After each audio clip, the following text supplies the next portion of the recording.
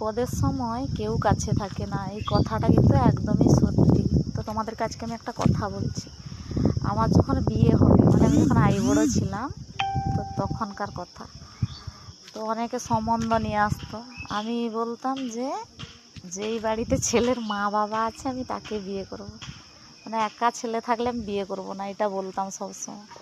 কেন বলো তো, একা একা কি ভালো লাগে বলো? ফ্যামিলিতে একা একা কিন্তু ভালো লাগে না, বর কাজে চলে গেলে তখন একা। তো এই যে দেখতে পাচ্ছ, এটা হচ্ছে আমাদের দোকান, তো এর পিছনে হচ্ছে আমাদের বাড়ি। মানে কি বলো তো, এখন বিপদের সময়, মানে বিপদে পড়লে মানুষ কি বলো তো, তখন একদমই একা হয়ে যায়, তখন কেউ থাকে না সঙ্গে। তো আজকে আমি তোমাদেরকে এই ঘটনাটাই বলবো। তো বাড়িটা তোমাদেরকে দেখাচ্ছি, এটা সামনে দোকান।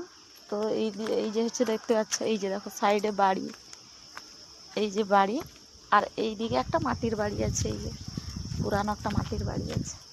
আর এই যে দেখতে পাচ্ছ, এটা হচ্ছে আমাদের রান্নাঘর, এটা রান্নাঘর।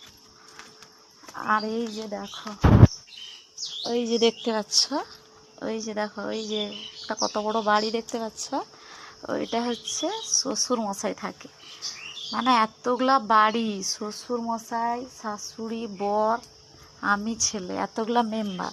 কিন্তু এখন কি বলতো, এখন যে বিপদে পড়ছি, তো এখন বিপদের সময় কোনো কেউ নেই পাশে, পাশে থাকার মতো কেনা। কিন্তু যখন আমার সময় ভালো ছিল, তো তখন কি বলতো, অনেকেই ছিল সঙ্গে। আর এখন বিপদের সময় এত বড় বাড়ি দেখতে পাচ্ছ, এখন কি বলতো, আমি আর ছেলে দুজন আছি, তো সবাই ঘর থেকে পালিয়ে গেছে। মানে কি মন খারাপ বলো, কি বলবো আর তোমাদেরকে। তাই জন্য এই কথাটা তোমাদের সঙ্গে শেয়ার করলাম। তো আমি এখন প্রচুর সমস্যার মধ্যে আছি, তাই জন্য মনও একদম ভালো নেই।